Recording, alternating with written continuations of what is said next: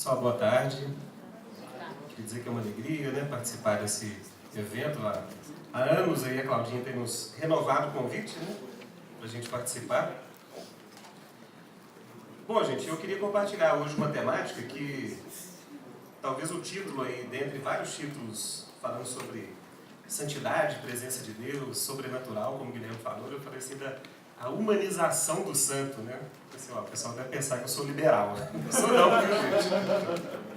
Ou muito humanista, pelo contrário.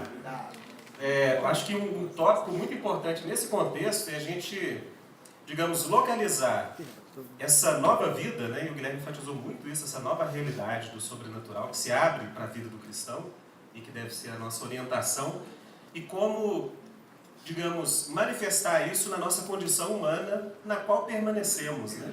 Então esse ponto que o Guilherme falou do equilíbrio, de que ainda que a nova vida já esteja se manifestando e as novas realidades estejam sendo aguardadas pelo cristão, digamos, a nossa estrutura como criatura, como humanos, né, feitos à imagem de Deus, mas basicamente finitos, corpóreos ou incorporados, né, limitados em vários contextos por isso.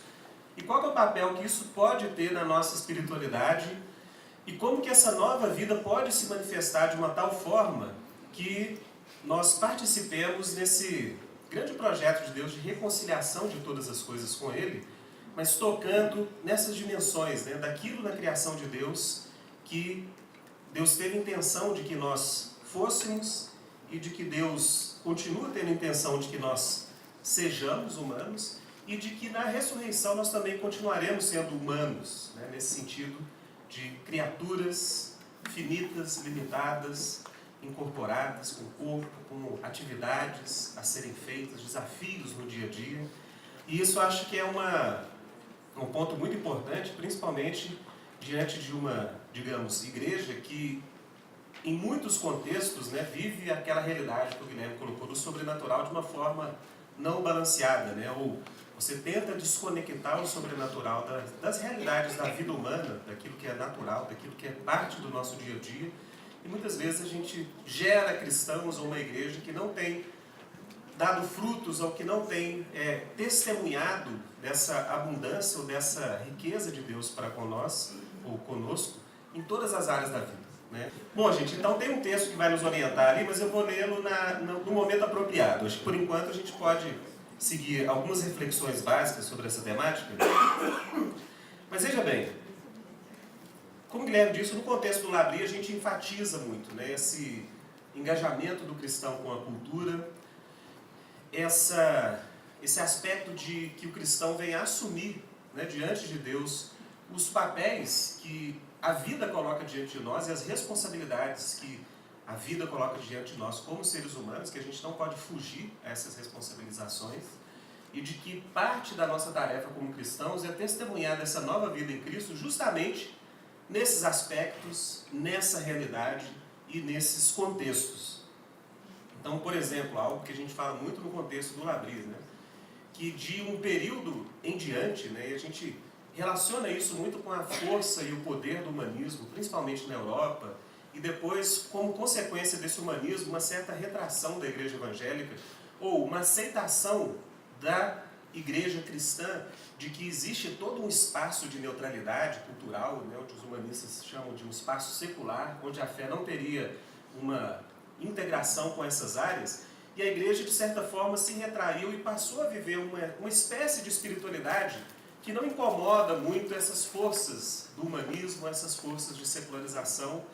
E isso tem gerado, a gente pode dizer, numa linguagem para entender melhor, né, isso tem gerado uma ausência de impacto ou uma ausência de reflexo de tamanho da comunidade cristã nas produções ou nas formas sociais com as quais nós vivemos.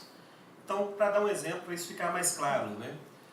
Em muitos contextos, por exemplo, a maioria da população era de cristãos, autodeclarados cristãos, e ideologias totalmente contrárias à fé cristã assumiram um poder total sobre a cultura daqueles lugares. Então, gente, talvez o exemplo mais chocante para a gente situar esse tipo de informação foi a própria Alemanha nazista. Muitas vezes a gente fala, nossa, o nazismo é algo terrível, né? O nazismo é algo que, quando a gente assiste um filme de Segunda Guerra Mundial, parece que nosso coração até aperta, né? Da gente saber até que ponto o ser humano pode chegar e a crueldade do ser humano pode chegar, e por trás disso, né? Até que ponto uma ideologia que é contrária aos valores de Deus para os seres humanos pode tomar posse do coração de uma sociedade a tal ponto, né, que a vida humana seja banalizada, ou o mal e o bem sejam banalizados. Mas poucas vezes nós paramos para pensar que cerca de 80% da população alemã, quando o nazismo avançou naquele país, era de autodeclarados cristãos. Cerca de 80%. Então tem uma conta aí que não fecha, né? Como assim, gente? Será que não haviam subsídios suficientes para os cristãos daquele momento para discernir minimamente de que o nazismo era uma ideologia que totalmente contrária a princípios básicos da fé cristã? Na igualdade de todos os homens, todos foram criados à imagem e semelhança de Deus, de que a violência não é um caminho por meio do qual você pode efetivar a justiça numa sociedade, né? Que todas as pessoas carregam dignidade, têm direitos que, segundo os cristãos, começaram a elaborar muito antes de um uso humanista disso, que existem direitos inalienáveis que são respeitados, né?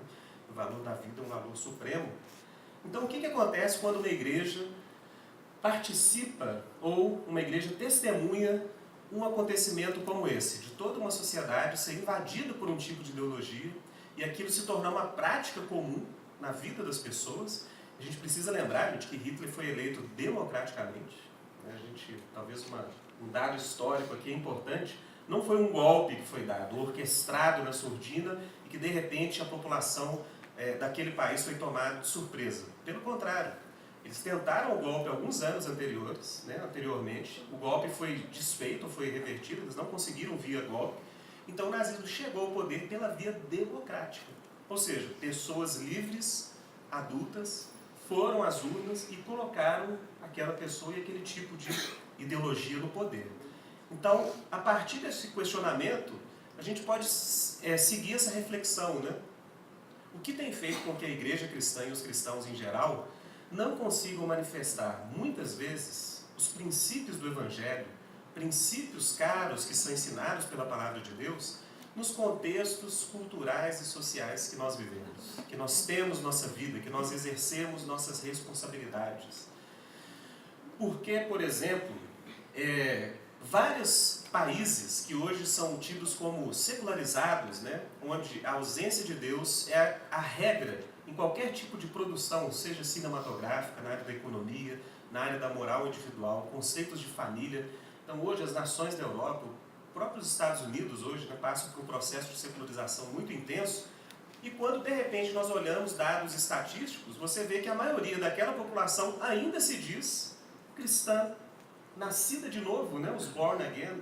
Saiu um dado agora recente nos Estados Unidos que a maioria hoje dos cristãos norte-americanos é considerada nascida de novo, né, ou seja, tiveram uma experiência de conversão para a fé cristã, ou de um novo nascimento de alguma forma.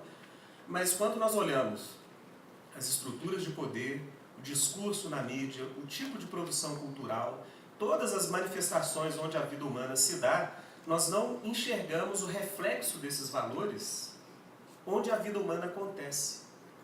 E por isso esse fosso, né, que geralmente é criado e que traz para muitos essa tensão, que o Guilherme até citou aqui, né, essa tensão de achar que o domingo é um dia especial, né, não deixa de ser um momento de congregação, mas que o domingo seria o dia onde nossa fé faria sentido, onde o nosso discurso é aceito, onde o nosso discurso é entendido, onde nós conversamos com os irmãos, né, onde nós temos ali uma linguagem comum.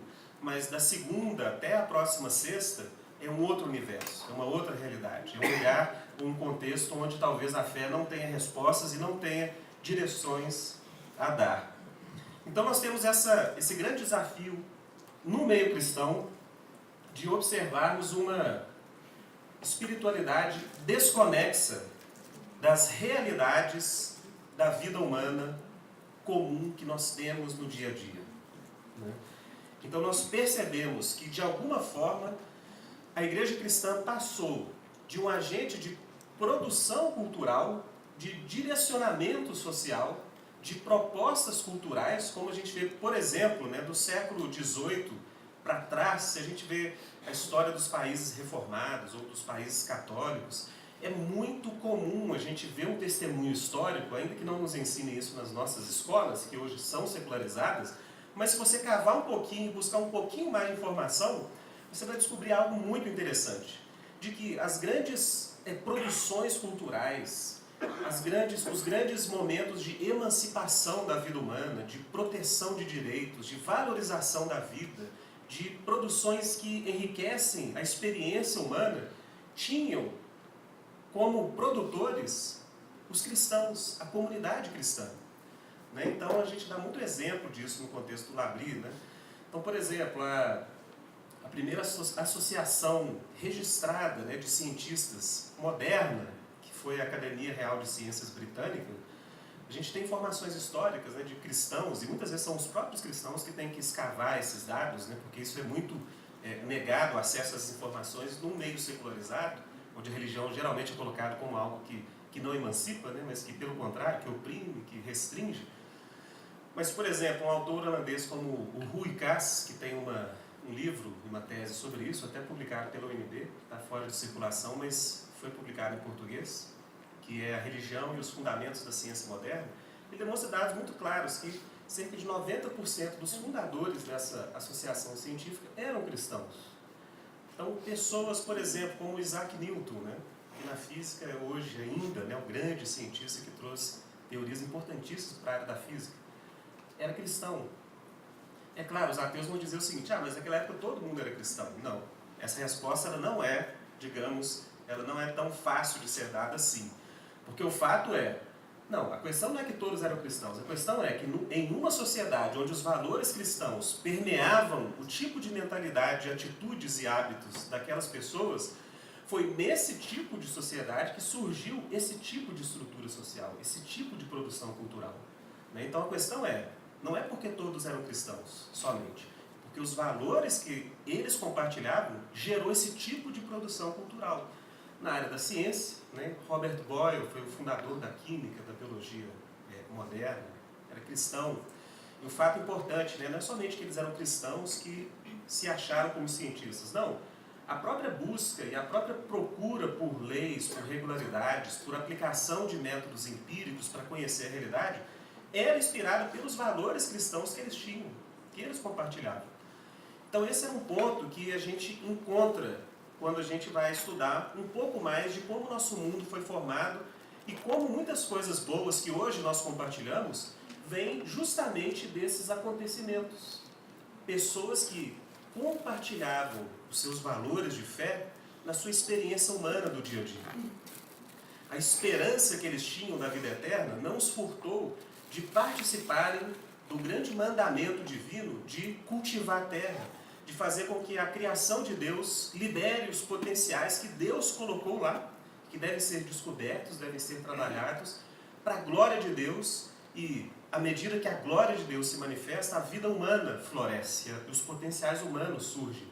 Então movimentos como dos direitos humanos, né, a gente tem registros históricos que foram valores cristãos que originaram essa ideia de que existem direitos inalienáveis, né, de que as pessoas, não importa a sua posição social, não importa a sua etnia, não importa a sua cor, não importa a sua origem, elas têm direitos que são inalienáveis. Né?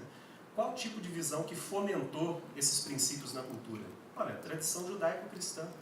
É algo que muitas vezes o humanismo vai ocultar do nosso conhecimento.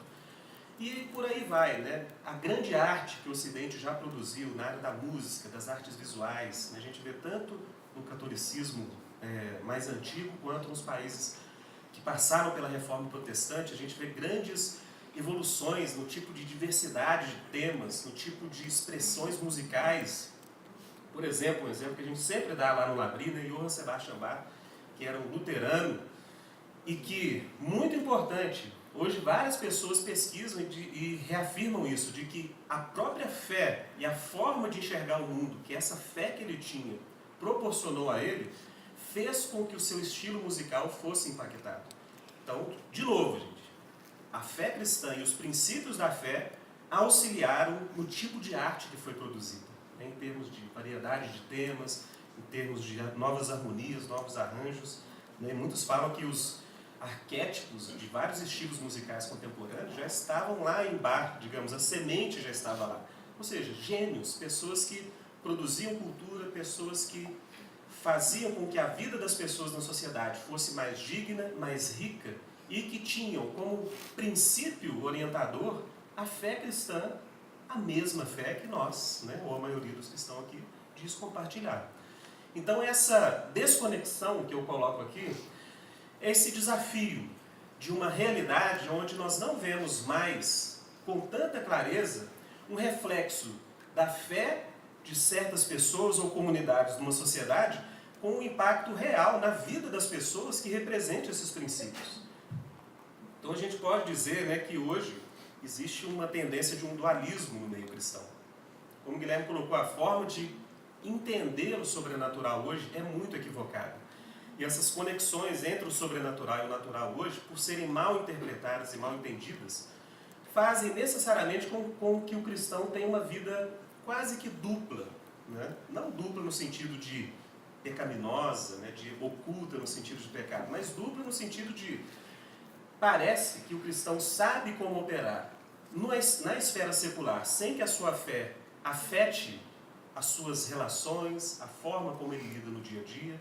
Digamos assim, a gente pega meio que o jeitinho, né, da sociedade secular funcionar e a gente passa a não ter dificuldade quase nenhuma de operar segundo os ditames de uma sociedade que exclui Deus de quase todas as suas produções culturais.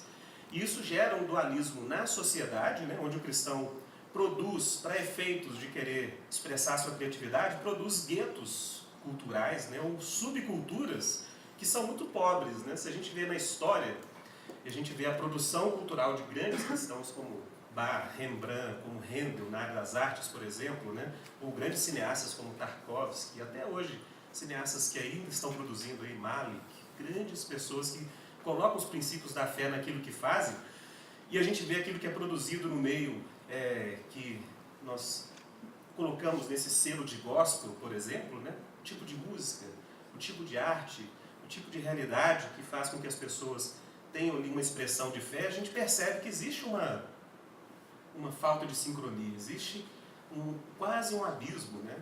De um passado onde isso foi real e de um presente onde essas coisas não se manifestam. E o que isso gera, e é praticamente o meu ponto de partida para falar sobre essa temática, é que em uma visão onde o ser humano não tenta trazer para a sua esfera de vida humana do dia a dia, de responsabilidades sociais, de ação na cultura, onde esses princípios não são incorporados ou não são traduzidos numa forma de vida distinta, o cristão necessariamente, gente, isso é muito importante, ele vai ter que se mundanizar no processo.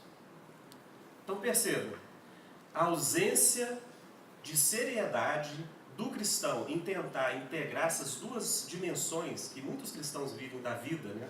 Da igreja local, com a igreja da sociedade, né? Ou com o contexto social, com a vida da fé e a vida do trabalho, da produção, das relações no dia a dia, isso necessariamente gera cristãos mundanos. Por quê? Porque nós, com um princípio de vida inserido por Deus, essa nova esperança, esses novos valores, né, que vêm do céu para nós, Deus não nos retira da nossa condição humana e das responsabilidades que a vida humana coloca. Né? Então a gente continua tendo que produzir cultura, desfrutar cultura, e todas essas coisas influenciam a nossa caminhada como seres humanos que somos. Então, esse ponto que eu estou afirmando aqui é algo que nos leva a esse tipo de reflexão, né? Que seria, de novo, no contexto do que o Guilherme falou, desse equilíbrio, de como resgatar esse princípio da nova vida com essa realidade de que nós somos humanos, nós temos toda uma dimensão que lida com o nosso corpo, com os nossos sentidos, e que ocupa grande parte do nosso tempo, né? A música que nós ouvimos, os livros que lemos, os filmes que assistimos, a comida que comemos, né? O tipo de trabalho científico que nós produzimos e assim por diante. Esse é o ambiente que Deus nos criou para habitar. Costumo falar no Labri, quando a gente fala de fé cristã e cultura, de que cultura com um C maiúsculo, digamos assim, né? Cultura no sentido bem amplo, muitas vezes a gente entende cultura como expressões culturais, né? Você tem a cultura gaúcha, mineira, não. Falando cultura no sentido amplo. No sentido amplo do termo, a gente pode dizer que Deus nos criou para sermos seres culturais. Não há como você abandonar a cultura nesse sentido amplo.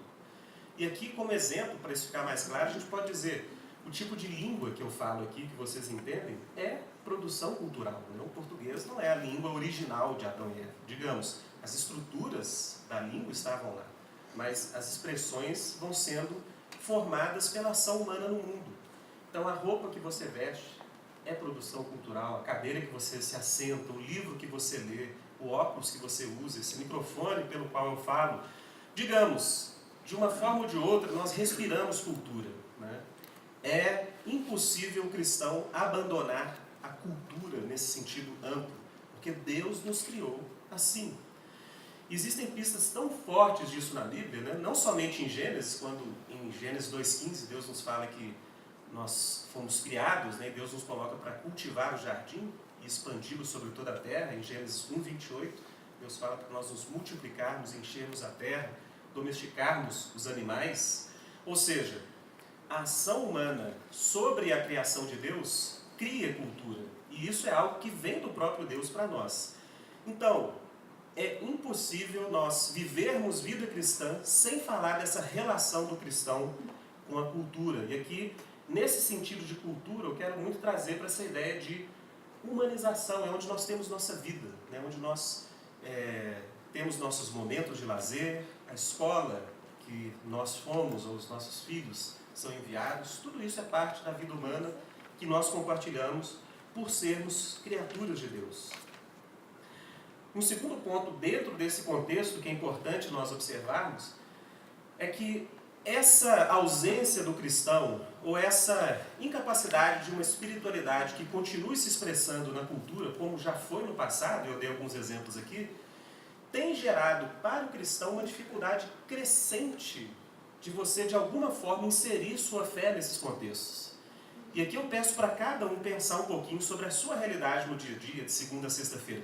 Gente, é difícil, não é? Fazer alguma diferença como cristão. Às vezes a gente dá aula sobre cultura no Labril, o povo fala assim, o contexto que eu trabalho, que eu vivo, assim, eu acho que não tem muita gente fazer muita coisa.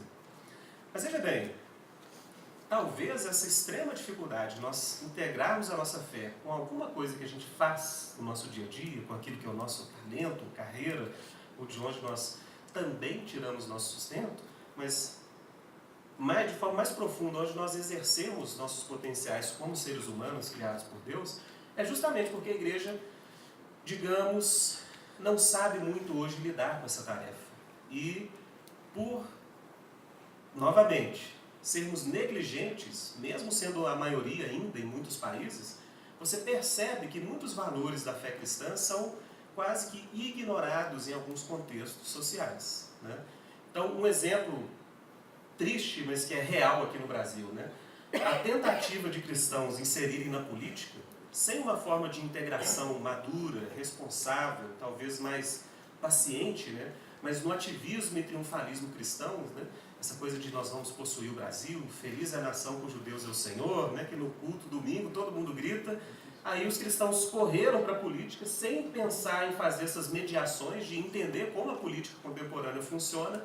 E nós temos hoje algo como a bancada evangélica na Câmara dos Deputados. E um dado que geralmente quando eu cito choca algumas pessoas é que foi feita uma análise comparativa entre as bancadas hoje no Congresso e então as bancadas dos ruralistas, dos professores, né, a bancada mais defende o direito do agronegócio, dos empresários, enfim, são várias bancadas. Mas aquela que hoje é chamada bancada evangélica foi encontrada no seu funcionamento profissional como sendo a que menos produz projetos de política pública no Brasil.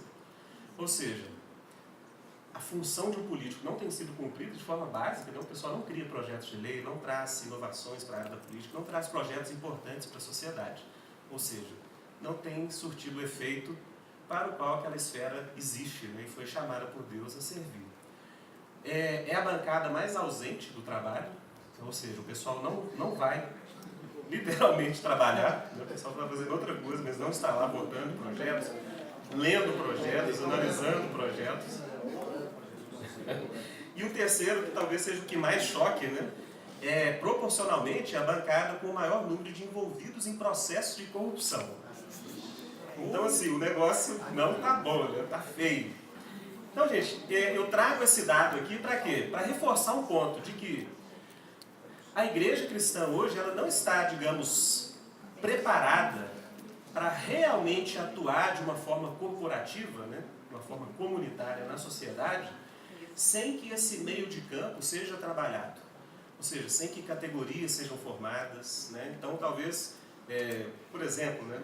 Alguns momentos lá na Associação Kuyper, a gente passa assim, uma tarde inteira para discutir o conceito de sociedade civil. Uma coisa que para muitos cristãos deve ser uma perda de tempo, né? Para muitos, talvez líderes de igreja, seja uma coisa assim, nada espiritual. Mas veja bem, é um trabalho para chegar a que ponto? A um entendimento de um conceito que hoje tem sido um instrumento ideológico nas mãos tanto da esquerda quanto da direita, né? Então aquele projeto, né, da reforma política, colocando a sociedade civil como tendo um poder paralelo ao Congresso Nacional, gente, o conceito de sociedade civil ali faz toda a diferença. Toda a diferença.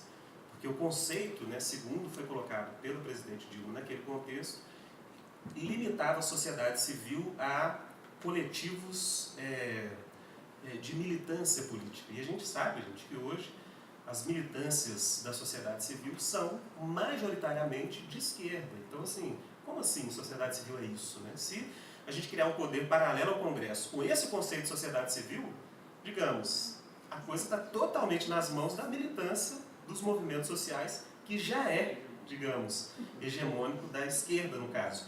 Bom, gente, são exemplos que eu dou para a gente entender melhor esse desafio, de que como essa desconexão coloca para a gente desafios até para entender a espiritualidade cristã nesse contexto. E hoje, o que muitos fazem ao perceber que o cristão deve sim ter um tipo de atitude na sociedade, um tipo de necessidade de assumir responsabilidades, muitos fazem um caminho mais fácil, né? A gente pode dizer assim, toma um atalho muito fácil, que é o quê? Você pega emprestado as formas de pensamento que já estão disponíveis na sociedade. Ou seja, você assume ideologias e formas de pensar, e você se alia a essas formas de pensar, e você une forças com quem já está fazendo. Isso gera um tipo de aceitação mais comum, isso gera um tipo de discurso de relevância. Mas o ponto que eu quero trazer aqui será que essas formas de pensar as coisas, para a gente atuar como seres humanos, como pessoas responsáveis na sociedade, será que elas honram os princípios que Deus estabeleceu e que, por mais que a gente não seja perfeito para analisar, né, o que seria uma sabedoria cristã para a política contemporânea ou para a arte, sempre seremos limitados para saber respostas. Mas a pergunta será que algum esforço tem sido feito para conciliar essas duas coisas? Porque, como o exemplo que eu dei, né, muitos cristãos se lançam na política e não sabem o que deve ser feito. Muitos se lançam na área das artes e o mesmo acontece. Como, por exemplo, uma escola de arte que era voltada para missões me chamou um certo dia falando que precisava de alguém para falar sobre cultura e arte. Eu perguntei o porquê, eles falaram, olha, porque o professor que tinha aqui começou a usar uma teoria sobre arte que levou os meninos a ter muita crise. Então veja bem, o Labri também tem crise, o povo que estuda lá. Mas é uma crise boa, digamos assim, né? É uma crise que a gente crê que está apontando para algo de Deus. Mas veja bem, naquele caso, e é muito interessante, os meninos que faziam arte para usá-la em missões começaram a incorporar uma teoria de arte que é uma visão, gente, que está com uma origem em pessoas como Friedrich Nietzsche, né? Para quem a arte deve ser um instrumento de destruição dos valores estabelecidos. O artista ele é um destruidor por natureza. Aí o que os meninos começaram a fazer, gente? Fazer jograis nietzschianos e apresentar na igreja. E o povo entrou em crise. A liderança de várias igrejas chamaram o pessoal do seminário e falaram assim, olha, esse ano foi diferente aí o pessoal, porque eles sempre, né? Gente, é claro, os nossos jograis sempre foram assim, um pouco pobres, né? Mas enfim, o Marcelo já fez muito, né, Marcelo? Impacto, tô brincando. Mas, gente, os nossos jograis, ainda que não fossem muito ricos, mas eles não chegavam ao ponto de colocar na cabeça dos cristãos da igreja questionamentos sobre a existência de Deus, por exemplo. Sobre a existência de bem e mal.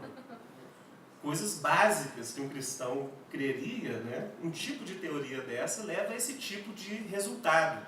Então é só um exemplo, eu poderia dar vários aqui, né? Mas o que eu queria dizer é, muitos cristãos no seu ativismo, eles se lançam para tentar ser uma presença relevante na sociedade, mas eles acabam reforçando aquilo que já era feito e que já não tinha relação com a fé ou com os valores mais básicos da fé cristã.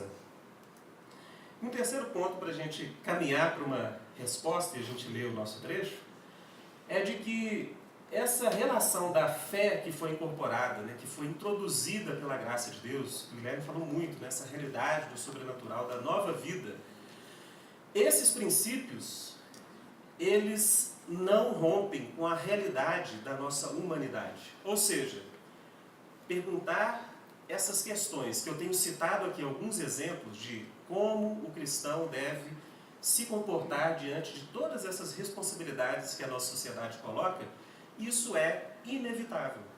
É inevitável. Por quê? Porque se nós não fizermos isso, nós deixaremos de ser uma força ou uma agentes de influência e necessariamente nós seremos o quê? Influenciados. Porque na cultura e no ambiente da cultura não há vácuo, não há neutralidade. Se alguns tipos de propostas, por exemplo, de gestão de empresas, elas têm um tipo de visão das relações humanas, então vamos colocar um exemplo básico, né, de que basicamente o mercado é um tipo de relação onde os menos aptos necessariamente têm que ser eliminados e a competição é, digamos, a lei que rege as relações entre empresas e relações de mercado. Olha, se um princípio desse começa a se aplicar com muita abrangência na área de gestão de pessoas, gestão de negócios, a gente sabe o resultado disso. Né? A gente sabe qual é o resultado lá na ponta. Né? Então, assim, dificilmente alguém vai ter a honestidade de cumprir com suas obrigações diante do governo se ele, no cálculo dele, ele acha que isso vai gerar para ele uma desvantagem competitiva. Então, gente, o tipo de visão que está por trás das formas que nós organizamos nossa vida faz muita diferença. E é isso que eu quero dizer por isso é inevitável. Né?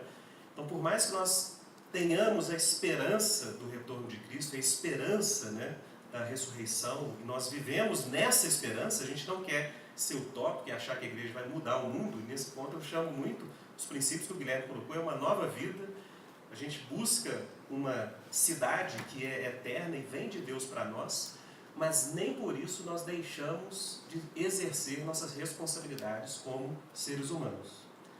Que tipo de espiritualidade pode responder esse grande dilema que eu introduzi aqui? Ou que tipo de pistas a gente pode ter para uma espiritualidade que realmente faça sentido com a nossa vida na criação e com as nossas responsabilidades, atividades, criatividade do dia a dia? Quais seriam as marcas de uma espiritualidade que pelo menos integre a nossa fé cristã com a nossa vida humana, né, com a nossa vida na criação? E eu quero aqui agora chamar vocês, né, quem tiver a possibilidade de fazer isso, de lermos um texto em Romanos, capítulo 1, do versículo 18 a 25. E o que eu pretendo trazer como uma resposta a esse grande dilema é refletir um pouco sobre uma passagem onde Paulo demonstra algo muito interessante. E aqui eu já estou introduzindo uma forma de ler esse texto nesse momento. Porque esse trecho de Romanos que a gente vai ler, está ali, tá, gente, a referência, capítulo 1, versículo 18 a 25, ele é muito importante para várias razões. Né? A gente usa esse texto para muitos contextos. Contexto de apologética, a gente ter uma ideia de antropologia, que seja bíblica e cristã. Mas um ponto fundamental do que Paulo está tentando fazer com esse texto aqui, e a intenção dele muito clara é mostrar para os romanos, né, cristãos romanos, ou quem tivesse interesse no Evangelho naquela cidade, que está na Epístola de Paulo aos Romanos, o porquê o Evangelho se faz necessário. Ou seja, o que aconteceu com o ser humano que torna a mensagem do Evangelho necessária? Quais são as características que foram perdidas pelo ser humano, que fazem com que a reconciliação com Deus seja necessária. Agora, um ponto interessante é que a maioria das vezes, e com razão, a gente usa esses versículos para falar sobre o que o pecado faz com o ser humano. Mas eu queria que a gente tivesse um olhar assim, renovado sobre esse texto e fazer o caminho inverso. Se o Paulo aqui demonstra quais são os efeitos que o pecado traz no ser humano original que Deus criou, e o que isso gera nesse processo que a gente pode dizer de desumanização, ou seja, o que o pecado rouba daquele ser humano original que Deus intencionou? A gente vai fazer o caminho inverso e vai perguntar o quê? Olha, quais são os sinais que esse ser humano tinha originalmente que, com a graça de Deus e a reconciliação em Cristo, a gente de alguma forma pode recuperar? Deu para perceber, gente? Quais são os pontos desse texto que Paulo coloca que eram marcas de alguém em conciliação com Deus, num relacionamento com Deus? Quais são essas marcas, né? E se realmente Cristo nos restaura, nos regenera, nos leva de volta ao relacionamento com Deus, né? Claro que há um princípio de novidade que o Guilherme falou, há um princípio de filiação do cristão que Adão e Eva não tinham, né? Isso é algo, um mistério, né? O próprio Agostinho disse que em Cristo Jesus a gente tem algo a mais do que Adão e Eva tinham, né? Nós somos adotados agora no amor que o Pai tinha pelo Filho. E isso nenhum ser humano teve, mesmo antes da queda. Mas o princípio que aqui é importante é, quando os seres humanos eram conciliados com Deus antes da queda, eles tinham algumas marcas. E essas marcas devem, de alguma forma, ser parte da espiritualidade cristã. E isso pode enriquecer a nossa vida como pessoas que servem a Cristo na sociedade e na cultura. Então, gente, vamos ler o texto que esses pontos vão ficar mais claros à medida que a gente caminhar. Então, Romanos capítulo 1.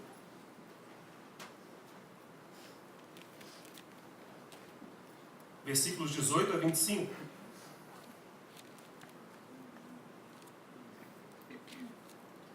Diz assim o texto. Romanos capítulo 1, versículos 18 a 25. Pois a ira de Deus se revela do céu contra toda impiedade e injustiça dos homens, que impedem a verdade pela sua injustiça. Estou lendo aqui aquela versão Almeida século XXI, tá, gente? Talvez esteja diferente da Almeida tradicional, que é a maioria, né? Versículo 19. Pois o que se pode conhecer sobre Deus é manifesto entre eles, porque Deus lhes manifestou.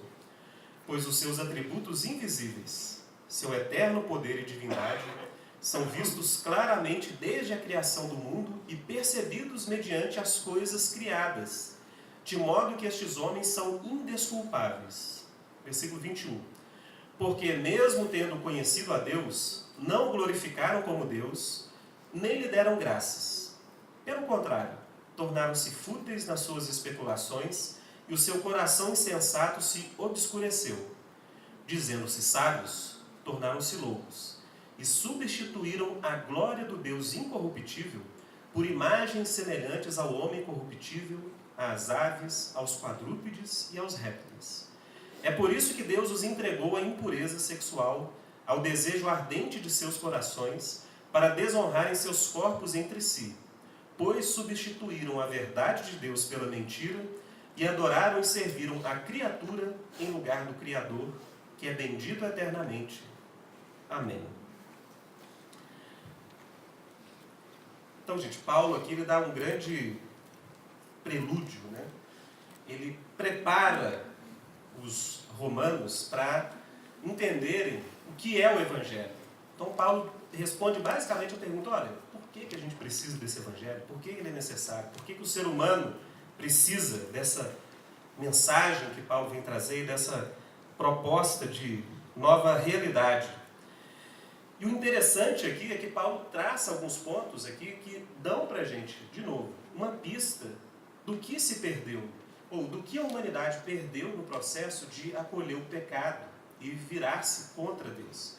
Então isso vai nos dar marcas do que seria uma espiritualidade redimida, ou um ser humano pleno na presença de Deus. E um primeiro ponto do que a gente vê, que era uma marca do ser humano na relação com Deus e que se perde com o pecado, e é um ponto que o Guilherme ressaltou muito aqui, é que Paulo diz, nos versículos 19 a 20, que o que se tem de conhecer sobre Deus é claramente revelado em quê? Nas coisas que foram por Ele criadas. Então olha que interessante. O que Paulo diz basicamente é: a criação de Deus é testemunha suficiente para que as pessoas tenham consciência de que há um Deus Todo-Poderoso por trás de todas essas realizações que fazem a vida humana possível. Gente, o homem caído é incapaz de perceber, como Guilherme disse, né, a criação como uma transparência que aponta para o Deus Criador. Os seres humanos se perdem e pensam que a criação é um fim em si mesmo, né? É o naturalismo que o Guilherme citou aqui, já descreveu muito bem. Então a gente tem, por exemplo, né, grandes pensadores, ateus polêmicos, como o Bertrand Russell, que é um inglês, né, já não está vivo, mas certa vez eles perguntaram para Bertrand Russell: e se você morresse e desse de cara com Deus, o que você diria para ele, já que você é um ateu, né, e desafia tanto a fé? E ele disse assim, sem muita dúvida: eu diria para Deus de que as evidências da existência dele, enquanto eu estava vivo, eram insuficientes. Essa foi a resposta do Bertrand para essa pergunta de alguém dizendo: e aí, Bertrand, e se por acaso você morrer e do outro lado você se encontrar com Deus? E ele disse isso. Olha, gente, por mais que ele tenha tentado, né, dentro da sua percepção, ser honesto quanto a isso, o que a Bíblia nos diz, o que Paulo está dizendo aqui, é que todos serão o quê? Indesculpáveis. Os sinais de que há uma intencionalidade, de que esse mundo é um mundo que, por mais que tenha seus problemas, é um mundo acolhedor. É um mundo onde as coisas têm proporção. É um mundo onde a vida se faz possível. Onde o ser humano, gente, tem condições. Sim, a gente pode ver algumas catástrofes e pensar que a gente não é nada. Mas que o ser humano tem condições de, mesmo sem a fé em Deus, criar uma família, experimentar o amor, produzir coisas por meio da criatividade, desenvolver ciência, fazer grandes obras de arte, encantar as pessoas por meio de dons e talentos que o ser humano tem. É um mundo em que, como o Guilherme também explicou em muitos exemplos, né, a gente tem experiências profundas de beleza. Profundas de beleza. O cristão e o não cristão. De encantamento. É um mundo em que nós percebemos economia dirigindo a criação de Deus. Nada é gratuito, nada é desperdício, né? Esse é um conceito muito interessante, ainda que hajam coisas ainda sem respostas, né, sobre essa economia que a gente percebe na criação, mas fato é, existe em tudo um desígnio, existe em tudo uma intencionalidade. E todos esses sinais são patentes a todos os seres humanos. Sua capacidade de amar, se relacionar, sua capacidade de criar, de desenvolver pensamento lógico, todas essas normas que fazem a vida humana possível. Por exemplo, as leis que regem e operam sobre o universo e que tornam a nossa vida possível. Né? Uma lei, gente, que nós não damos a mínima para ela no nosso dia a dia, mas uma lei como a gravidade. Já parou para pensar o que seria a vida sem a lei da gravidade? Quem assistiu aquele filme Gravidade tem uma noção, né? Tem muita gente que fala assim: meu sonho é estar num lugar sem gravidade para eu poder voar. Né? Gente, doce ilusão, você não vai voar, você vai girar infinitamente no espaço sem direção e sentido algum. Essa é a vida sem gravidade. Porque é a própria gravidade que nos torna humanos, capazes de nos locomover, de nos mover, né, com os nossos pés, pernas, todo o aparelho que Deus nos deu, locomotor, para a gente ter essa possibilidade. Gente, eu poderia ficar aqui, a gente poderia ficar horas e horas colocando quantos sinais e evidências existem de que um Criador possibilitou a vida humana de se formar. É um ponto que para mim hoje, assim, é quase que absurdo eu pensar de alguém que não tenha isso como algo sério para questionar a sua incredulidade, é a origem da vida, por exemplo. Então, gente, porque no período, por exemplo, que Darwin, né, as primeiras evidências sobre evolução surgiram, a capacidade que eles tinham para perceber, por exemplo, a complexidade de um organismo unicelular, ou o organismo vivo mais simples, gente. Darwin nem sabia o que havia dentro de uma célula. Para ele, a célula era um saquinho com aminoácidos e algumas substâncias, né?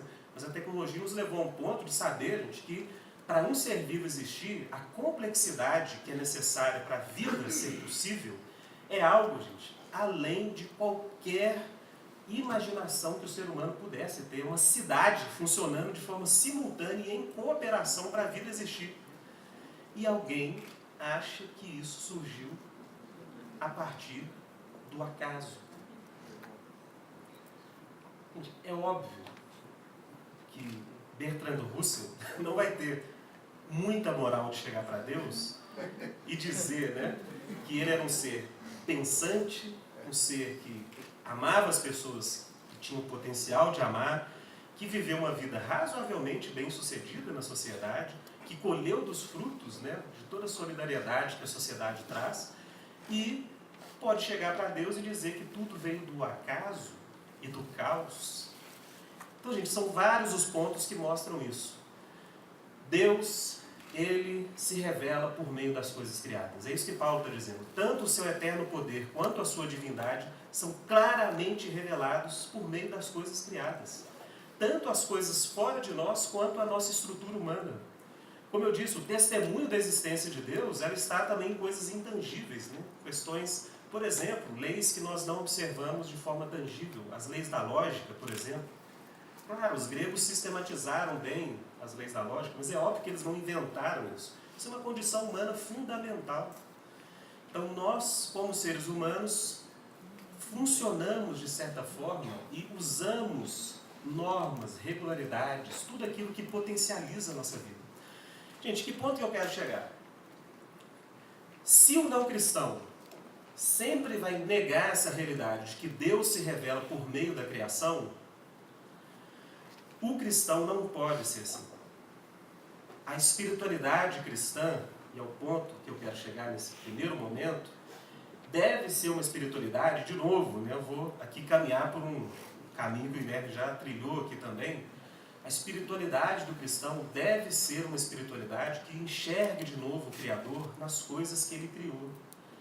Então, gente, essa espiritualidade que nós vemos muito, né, nas igrejas cristãs, de achar que Deus odeia a sua criação, ou de que Deus está disposto a destruir tudo, né, porque Ele não teria prazer algum na criação dele, e que leva muitos cristãos a serem, digamos, acharem que é justificado o cristão não se envolver em coisas que cuidam da criação. Por exemplo, né, é sabido atualmente que uma das comunidades mais resistentes ao conceito de proteção do meio ambiente é a comunidade cristã, principalmente a comunidade evangélica norte-americana. Então, um amigo nosso que fundou a Rocha Brasil, né, que é uma instituição de conservação ambiental evangélica, ele disse algo muito interessante. Ele falou: Rodolfo, as organizações de conservação ambiental, como a Conservation International, WWF, né, até o Greenpeace, que é mais radical no ponto de ideologia para a conservação, eles investem hoje em organizações cristãs na esperança de que a comunidade cristã comece a despertar para esses temas. Por quê, gente? Porque existe, e é muito comum, uma certa indiferença, né, a essa estrutura criada por Deus. É como se o cristão não tivesse que se envolver com nada, se responsabilizar por nada.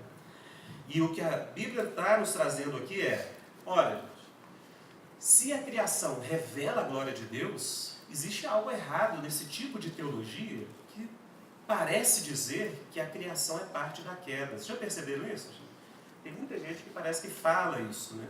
Que essa realidade de ter um corpo, de nós vivermos em um ambiente, né, que tem materialidade, que essas coisas seriam algo que Deus ignora e que Deus vai um dia, digamos, ignorar por completo, ou destruir e ser consumido, né? Gente, é muito importante a gente ter esse discernimento aqui. Porque mesmo na redenção em Cristo Jesus, o que a Bíblia nos aponta é o quê? Que nós vamos ter um corpo ressurreto. E isso traz implicações de que o plano original de Deus, de que nós fôssemos humanos, ele vai continuar. É claro que a nossa relação com Deus vai ser totalmente alterada, mas o fato de nós termos limitações, termos desafios diante de nós e que Deus vai colocar vários incentivos para o exercício da criatividade humana, da ação humana no mundo, isso a Bíblia dá pistas de que vai continuar. Apocalipse 21 diz muito claramente que a glória das nações vai ser trazida à Nova Jerusalém, aos pés do Senhor. Ou seja, vão existir produções que serão de novo colocadas aos pés do Criador. Isso tem um equivalente em Isaías 60. Quando Isaías 60 enumera essa glória das nações, ele fala de navios, camelos, de tesouros das nações. Isso nos dá uma breve ideia de que aquilo que fazemos por meio dos nossos corpos no mundo, na cultura, como seres humanos, importa para o reino de Deus. Esse é o ponto fundamental aqui. E o que a Bíblia está dizendo então é: se você está saindo desse processo que o pecado traz, de não enxergar a glória de Deus na criação, você deveria cultivar uma espiritualidade que comece a enxergar a Deus nessas coisas. Olha, gente, eu queria só ampliar aqui, para a gente fechar esse primeiro ponto, o nosso conceito de criação. Porque muitos cristãos que eu converso falam assim: não, Rodolfo, eu gosto, cara, eu vejo Deus na criação. Tem uns finais de semana que eu vou para um sítio. Criação para o pessoal é bicho e mato, né? E paisagem. Tem um sítio aqui, lá na Serra de Igarapé, mas quando eu contemplo a criação, assim, eu vejo a glória de Deus. Mas parece assim, que para ele, Deus só está presente lá no sítio, né? Só nesse campo do que a gente chama de natureza, né? Ou a realidade natural. Mas não, eu queria desafiar cada um de nós a reconhecermos que tudo o que há de bom na esfera daquilo que a gente chama de cultura, em última instância, é dádiva de Deus. Por quê? Porque só pode vir à existência porque Deus mantém a sua criação funcionando. Exemplos, para ficar mais prático. Se você ouve uma música, você fica encantado, né, com os sons, harmonias, ritmos, enfim, aquilo traz para você uma riqueza, uma sensação de que algo vale a pena, de que algo tem valor. Aquilo deve ser um momento, e aquele deve ser um momento de você reconhecer a glória de Deus nessas coisas. E falar: Deus, obrigado, Senhor. Obrigado porque, por meio da criatividade de um artista, o Senhor trouxe algo que, em última instância, vem do Senhor para nós, são dádivas. Então, gente, criação na esfera da cultura, eu quero dizer isso. Não é que o cristão vai começar a ver Deus em tudo, né? Aí tem lá um funk carioca, ou de ostentação paulista, né? Gente, estou falando do lado do funk bem pervertido, tá? Que tem um lado muito interessante na história do funk, a gente tem que respeitar e conhecer. Mas eu falo, esse tipo de produção cultural não deve ser algo, né, que leva-nos, naquele momento, a exaltar a Deus pela sua existência, né, gente? Porque o pecado existe e o pecado opera nas produções culturais. Mas o que eu estou dizendo é, aquilo que é bom, aquilo que é agradável, né, aquilo que a Bíblia nos diz, né, que nós testamos e que nós podemos reter e que é bom, isso deve ser motivo do cristão ter um tipo de espiritualidade que reconhece a Deus nessas coisas. Porque ao fazer isso, o que vai gerar no corpo cristão ou na própria igreja? Olha, vai gerar cristãos que não têm medo de se relacionar com cultura e com produção cultural. Porque eles vão começar a enxergar que Deus está nessas coisas, que a criação de Deus possibilita essas produções, e de que o cristão não pode se isolar dessas realidades, porque Deus também está lá. Para a gente adorar a Deus, não precisa fazer como eu fazia, gente, eu falo da minha história que é mais justo, né? De ir para o monte na sexta e voltar no domingo, e assim, ficar o final de semana inteiro pedindo para Deus me levar. E Deus não levou até hoje, já por uns 20 anos. Veja bem, e achar que Deus só está lá naquele monte, principalmente quando o foguinho acende durante a madrugada. Tem uns irmãos aqui que vão saber o que eu estou falando, eles esperam do foguinho, né? Então, gente, veja bem, a partir do momento que você começa a observar que na área de produção de alta tecnologia é algo que influencia a vida humana e de que Deus está por trás das possibilidades boas ali, gente, esse é o momento que a nossa espiritualidade começa a se abrir um pouco mais para o tamanho do Deus que a gente serve. certo momento eu estava falando sobre fé e ciência em São Paulo, numa conferência, e tinham vários irmãos mais assim, de igrejas mais fechadas para esse conceito de espiritualidade, né? E o pessoal com uma visão bem negativa de ciência e tecnologia, achando que isso é coisa do mundo, né? Isso é coisa do maligno. Aí eu fiz uma pergunta simples, falei, gente, então quantos aqui que vieram para cá de avião? Aí a maioria levantou a mão. Falei assim, olha, isso que a gente pensa muitas vezes, que a ciência é algo do mal, a tecnologia é algo mundano, que Deus não está envolvido com isso, quando você entrou naquele avião, você negou completamente essa opinião sua com a sua atitude de colocar a sua vida nas mãos, literalmente, de todo o conhecimento científico e tecnológico que está por trás daquilo. Não é verdade? Então, o andar de avião ou o passar de 60 quilômetros num carro já é a afirmação de que você confia nos avanços e nas produções tecnológicas que o ser humano faz. Como que Deus não está envolvido nessas coisas, nesse sentido? Percebe? Então, o primeiro ponto que eu queria reafirmar é: devemos, como cristãos, expandir a nossa percepção e a nossa consciência de que Deus se revela por meio da sua criação e de tudo aquilo que Ele criou. Deus se revela por meio disso. Então a gente não deve se furtar a se relacionar com a criação de Deus e com tudo aquilo que a nossa vida humana participa nesse contexto da criação. Um segundo ponto que eu queria colocar aqui, que Paulo continua na evolução do texto. Esse é um ponto que o Guilherme Ladrilho nos despertou muito para essa realidade da expressão da gratidão como uma expressão fundamental de alguém reconciliado, né? A gente sabia sobre gratidão, tinha noção sobre gratidão, mas esse texto, né, a forma que isso foi sendo explicado, faz hoje tanto sentido, né? De que basicamente o que Paulo está dizendo é: olha, se Deus está por trás de tudo, se tudo isso que nós vivemos e desfrutamos, ainda com o mal presente, ainda com os sofrimentos, ainda com as limitações, mas grande parte da nossa vida, gente, é a possibilidade de experimentar a existência, de exercer domínio, de ser criativo, de ter uma voz, de ter um tipo de expressão do que nós somos. Se tudo isso vem de Deus, se tudo isso é mantido por Deus, isso não é a obra humana, a atitude básica que o ser humano deve ter é de gratidão. A atitude básica de alguém reconciliado com Deus deve ser uma atitude de reconhecer Deus em todas as coisas, de agradecer a Deus e ser consciente de que todas as coisas vêm dele. Todo dom perfeito vem do Pai das luzes. A Bíblia nos diz isso, mas muitas vezes isso não cai a ficha, né? A gente muitas vezes não sabe a aplicação disso. A gente só dá graça muitas vezes ou por uma oração respondida, ou por uma intervenção muito clara de Deus na nossa vida, mas a gente não reconhece que Deus mantém todas as coisas e tudo procede dele. Por isso, a espiritualidade do cristão deve ser uma espiritualidade fundada na gratidão e no reconhecimento que precede a gratidão de que tudo procede de Deus. A glória de Deus, a glória que deve ser reconhecida pelo cristão em todas as coisas, é algo que Paulo diz que se perdeu com o pecado. Os homens passaram a não glorificar a Deus e nem lhe render graças. E isso é um processo de desumanização.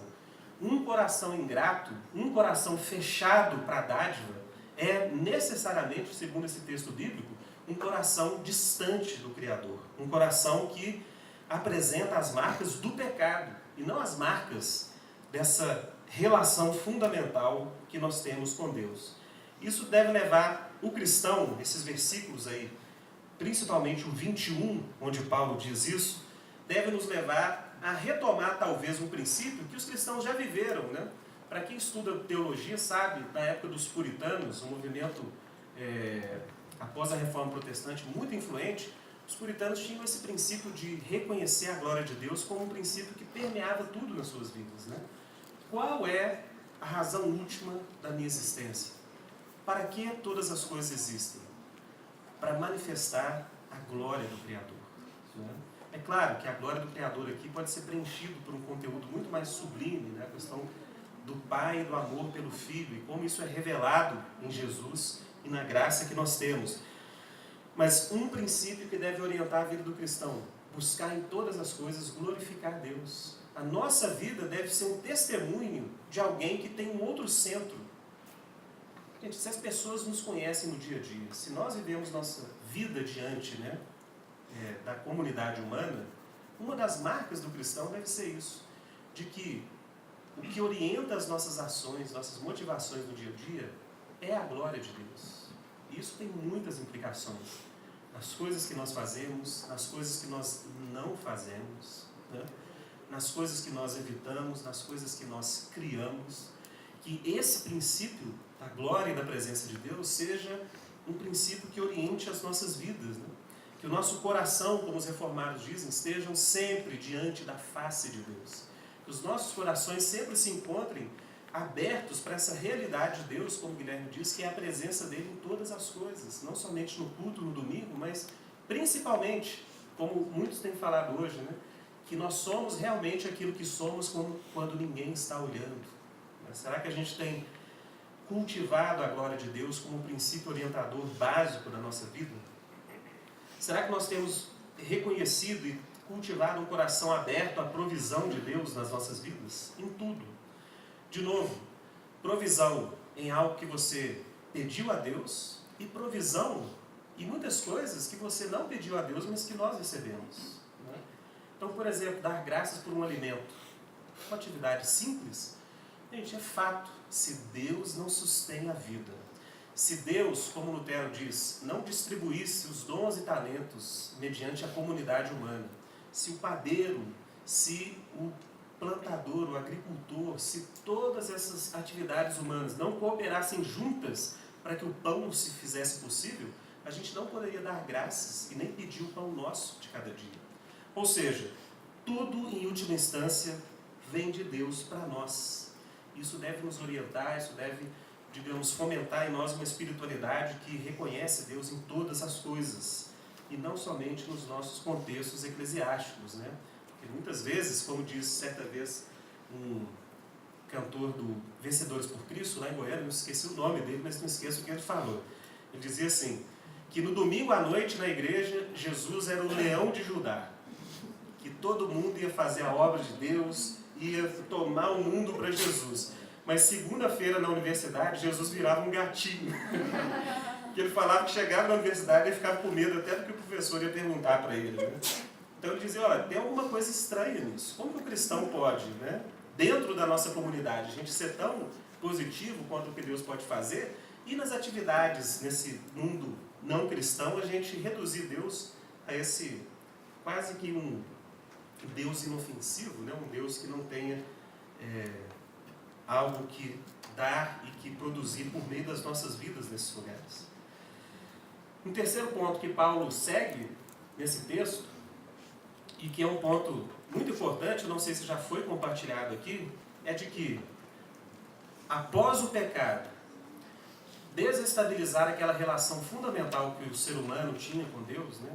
Sem o pecado, a relação plena com Deus, Paulo diz que o ser humano, necessariamente, né, ele já não consegue enxergar Deus por meio da criação. Um segundo ponto que a gente viu aqui, a glória de Deus e a gratidão já não são expressas. E um terceiro ponto muito importante é que o ser humano, gente, ele não vai se tornar alguém que não adora alguma coisa. A Bíblia diz, e esse texto diz claramente, que ao abandonar a fidelidade do coração a Deus, o ser humano vai se lançar em qual processo? De construir ídolos, de buscar algo que substitua Deus. Então, gente, um ponto muito importante aqui é que a espiritualidade do cristão, ou a vida do cristão, deveria demonstrar, pelo que Paulo está dizendo aqui, que o cristão é uma pessoa que sabe identificar e combater ídolos. E aqui eu queria fazer um parênteses muito importante sobre o nosso conceito de idolatria, que muitas vezes a gente pensa que idolatria é aquela idolatria antiga, né? De uma imagem de um santo ou imagem de uma divindade, e que a pessoa se prostra diante daquele ídolo material. Mas veja bem, gente, olha que interessante. O pecado mais condenado por toda a Bíblia é exatamente a idolatria. Tá? É o pecado mais condenado. Mas numa sociedade secular, moderna, né? Sem religião, será que esse pecado não existe? mais? Olha, gente, é óbvio que existe. Não somente existe, como talvez ele seja mais perigoso, porque ele é bem mais sutil e sofisticado. Porque o conceito de idolatria bíblico, ele pode sim ser expresso naquelas divindades antigas, como existem ainda muitas religiões no mundo, mas principalmente, gente, um ídolo é tudo aquilo que toma o lugar de Deus como um centro de referência último da sua vida. Ou tudo aquilo que lhe fornece um senso de identidade, um sentido na vida, um sentido até mesmo de salvação, e que não é Deus. Isso é um ídolo. Então a dinâmica da idolatria, pelo que Paulo está dizendo aqui, pelo que a Bíblia nos coloca, é algo muito mais complexo do que aquela idolatria que muitas vezes a gente prega no contexto ainda religioso tradicional. É você colocar algo que não é Deus como centro das suas fontes de vida, como centro do seu coração. E aqui para a gente trazer para os nossos tempos, né? O que a nossa sociedade tem colocado no lugar de Deus? Se Deus não é o centro, o que tem sido colocado ali? Poder, carreira, o sucesso, né? As coisas, os bens materiais, a beleza, o dinheiro. Agora, algo interessante, né? Porque uma das coisas que fazem esse sentido de idolatria que eu estou aqui compartilhando mais interessantes é porque o ídolo, como a Bíblia diz, geralmente é você deixar a glória do Deus Criador e passar a tomar algo criado por Deus e colocar aquilo no lugar do Criador. Agora um ponto interessante, né? A Bíblia não diz que tudo que Deus criou é bom? Então, gente, o que é interessante, que grande parte dos ídolos que seduzem o coração dos humanos, que não creem em Deus, são coisas que não são más em si mesmas, percebe? Não são más em si mesmas. Eu dei o exemplo do dinheiro. O dinheiro é algo mau em si mesmo? Não.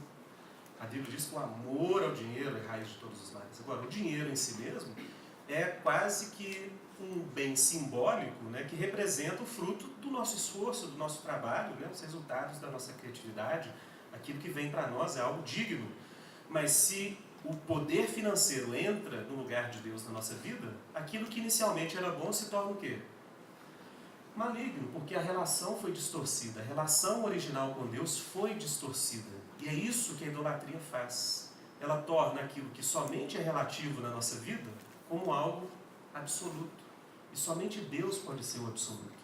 Então é por isso que a sensibilidade às idolatrias contemporâneas é algo que o cristão deveria cultivar. Gente, é impressionante, né? No Ladrilho a gente passa muitos períodos assim, analisando o que tem seduzido o coração das pessoas da nossa cultura, e é impressionante a quantidade de possibilidades de idolatria que a gente tem hoje, né? Então a gente vê propostas políticas que colocam o Estado como um ídolo, né? Algo que vai comandar a vida do ser humano, a quem você vai dar toda a sua lealdade.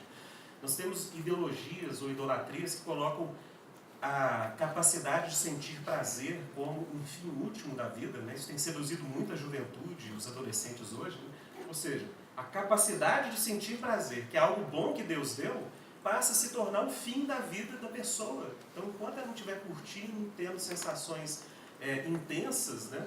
Ela não está vivendo, digamos assim. Então, estes são ídolos. Pela via que a gente está compartilhando esse texto, a questão é, será que nós, como cristãos e como igreja, a gente tem se libertado desses ídolos? Será que nós temos, como Paulo diria, vivido uma vida onde Deus é o centro e todas as coisas começam a se encaixar no seu lugar determinado? O prazer vai ter um lugar na vida do cristão? Sim, Deus nos criou com essa potencialidade. Isso não é mal em si mesmo. Mas será que o prazer tem tomado na nossa vida uma posição que não é a posição que Deus deu para ele? O dinheiro, o sexo, a beleza, todas essas dimensões. Até que ponto a igreja tem sido consciente de que uma vida que expressa um ser humano pleno é uma vida sem ídolos? E aqui eu coloco um desafio para cada um de nós. Percebermos como comunidade cristã até que ponto nós temos sido seduzidos por ídolos contemporâneos, por ideologias que excluem Deus e que no processo de excluir a Deus dão sentidos distintos para a vida humana. Até que ponto a igreja tem sido uma comunidade que traz essa mensagem de que o ser humano pleno é aquele que se retorna para o Deus Criador de todas as coisas.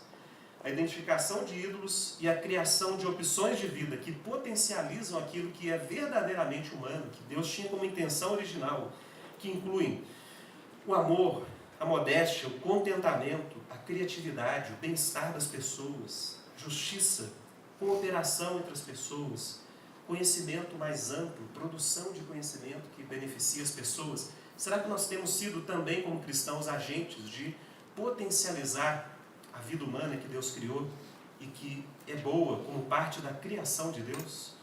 Ou a gente tem feito, como cristãos, o contrário?